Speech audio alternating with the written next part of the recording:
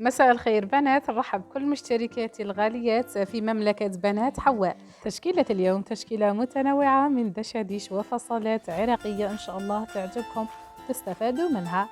لأول مرة يشاهد قناتي مملكة بنات حواء لا ينسى الاشتراك وتفعيل الجرس ليصله كل الموديلات العراقية وأيضا الجزائرية، لأنه الخياطة العراقية متشابهة مع الخياطة الجزائرية.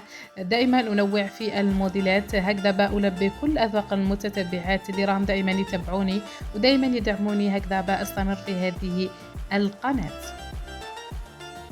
موديلات رائعة في قماش الفيبران، وكاين في العراق يقولوا له كاشمير، احنا في الجزائر نقولوا له فيسكوز او نقولوا له فيبران، كل واحد باش يقول له في هذه الأقمشة، كل يعني بلد وكيفاش يطلق التسمية على، ولكن تبقى دائما الخياطة مشتركة، وكاين بعض التقاطع في الموديلات والتشابه كبير في بعض الموديلات الجزائرية وأيضا العراقية. إن شاء الله يعجبكم هذول الموديلات وتستفادوا منهم.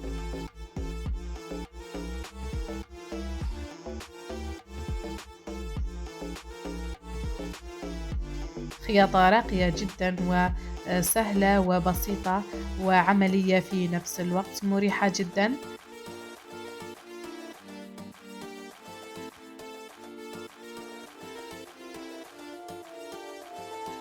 أيضا في القناة حطت لكم عدة موديلات، لا تنسوا أنكم تشوفوا الموديل في الفيديوهات اللي راني حطتها في القناة، فيديوهات رائعة فيها أيضا فصلات جديدة وخياطة جديدة.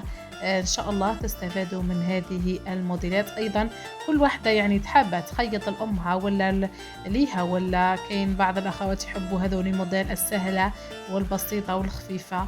إن شاء الله تعجبكم. والخياطات دائما يحيروا أنهم يخيطوا لنسة كبارات، هذو مجموعة رائعة من الخياطة لنسة كبارات، إن شاء الله يعجبكم هذو يا البنات.